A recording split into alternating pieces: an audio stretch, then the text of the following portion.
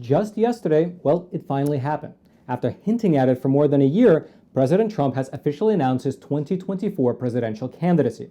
While speaking at his Mar-a-Lago resort, the same resort, I should mention, that was raided by the FBI a few months ago, well, President Trump announced his intention to run for president in the upcoming election. A reporter from our sister media, NTD TV, was there on site, and here's a clip from the official announcement. 2 years ago, when I left office, the United States stood ready for its golden age. Our nation was at the pinnacle of power, prosperity, and prestige, towering above all rivals, vanquishing all enemies, and striding into the future, confident and so strong. In 4 short years, everybody was doing great. Men, women, African Americans, Asian Americans, Hispanic Americans, everybody was thriving like never before.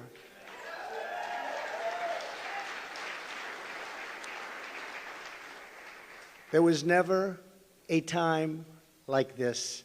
We turned the page on decades of globalist sellouts and one-sided trade deals, lifted millions out of poverty, and together we built the greatest economy in the history of the world.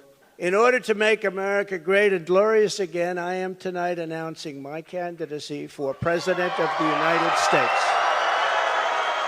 Now, outside of just announcing his candidacy, President Trump also outlined the problems that he sees with the Biden administration, which he attributed as being the cause for America's high inflation, the looming threat of nuclear war, as well as the porous southern border. Furthermore, in regards to China, well, here's what President Trump said, quote, "We turned the page on decades of globalist sellouts and one-sided trade deals, lifted millions out of poverty, and together we built the greatest economy in the history of the world. For the first time in memory, China was reeling and back on its heels. You'd never seen that before because the United States was outdoing them on every single front, and China was paying billions and billions of dollars in taxes and tariffs. If elected, we will launch an all-out campaign to eliminate America's dependence from China." Now, one other interesting aspect of his speech, and it's something that I never actually thought about before until he mentioned it, was the claim that the vast majority of Trump-endorsed candidates were actually victorious during the midterm elections. Here was specifically what President Trump said on this front. I do want to point out that in the midterms, my endorsement success rate was 232 wins and only 22 losses. You don't hear that from the media. And indeed, once I got back and I crunched all the numbers, well, here's what they actually show. In total, during the 2022 midterm elections, President Trump endorsed 257 candidates. These endorsements broke down as follows: 24 endorsements in the Senate, 158 in the House, 20 gubernatorial candidates, 23 state executives, like secretaries of state, 20 state lawmakers, as well as 4 candidates at the local level. And out of the races that have been called thus far, which just as an aside, it's kind of crazy that we're now over a week out from the election and there are still so many open races, but setting that aside, here's how President Trump's endorsements have fared during the midterms. In the Senate, his endorsed candidates won 86% of the races. In the House, it was 93%. In the governor's races, it was 45%. For the other state-level executives, it was 78%. For the state lawmakers, it's 90%. And in the 4 local races that President Trump offered an endorsement, his candidate of choice won 100% of the races. And so indeed, just as President Trump mentioned in his speech, well, these win rates are quite high. In total, during the midterms, those candidates who received President Trump's endorsements wound up winning 213 out of 241 races that have been called thus far, which is about 86% of the races, meaning 86% win rate across the entire midterm elections for Trump-endorsed candidates.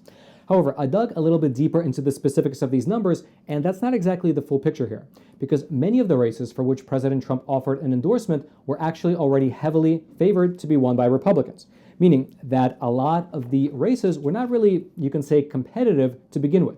President Trump's endorsement might have helped the candidate, but it might or might not have been the deciding factor in their victory. As an example of what I mean by that, if we take a look at the Senate race in Idaho, well, the Republican there won by about 32 points.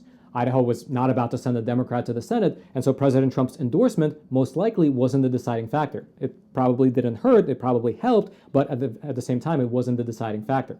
And so what I did was that I narrowed the focus and I took a look at only the battleground elections, meaning the midterm races that were either toss-ups or races that leaned slightly left or slightly right. Essentially, I filtered only for the competitive races. And when you look at this data, well, it's a slightly different picture. There were 37 battleground races that had President Trump's endorsed candidate in the running. There were 7 in the U.S. Senate, 21 in the U.S. House, and 9 in the gubernatorial elections. And out of the races that have been called so far, well, President Trump's win rate in these battleground races are as follows: 43% in the Senate, 43% in the House, and 22% in the governor's races. Overall, within these battleground races, Trump-endorsed candidates won 14 out of 35 races that have been called thus far, which is about a 38% win rate, which is still, quite frankly, better than my endorsement would have done, but it's obviously less than what the data shows for the general election. And so the establishment within the Republican Party, they have seized on this point, on the point of these battleground races, and they blame President Trump for the Republican Party's underperformance during the midterms. On the flip side, however, President Trump, he pushed back, laying the blame at the feet of Mitch McConnell and the other establishment Republicans, and by being relatively forthright in his expectation of extreme resistance from the establishment on his new hopes for the 2024 presidential nomination. Here's specifically what he said, quote, "We will be resisted by the combined forces of the establishment, the media, the globalists, the Marxist radicals, the woke corporations, the weaponized power of the federal government, the colossal political machines, the tidal wave of dark money, and the most dangerous domestic censorship system ever created by man. We'll be attacked, we'll be slandered, we'll be persecuted, but we will not be intimidated, we will persevere, and we will stand tall in the storm." And now, right before we move on, let me show you this beautiful coin. This right here is an American Walking Liberty 1-ounce gold coin. And typically, I order at least one of these from our sponsor, American Hartford Gold, every single month. The reason I do so is because, as you likely know, the inflation rate in this country is the highest that has been in, the last 40 years now. Everything like the price of food, the price of housing, the price of gas is absolutely going through the roof. And in fact, market experts like the CEO of JP Morgan Chase, he's not only predicting a recession, but he's even using words like unprecedented economic hurricane. And so listen, I absolutely do not give you any financial advice, but I would recommend that you do what I do, which is pick up the phone and call American Hartford Gold. Their super friendly staff can help you diversify your portfolio by either getting physical gold and physical silver delivered directly to your doorstep like I do, or deposited directly into your IRA and your 401k accounts. They make the entire process super simple. And actually, besides me, they have an A+ rating with the Better Business Bureau with quite literally thousands of satisfied clients around the country.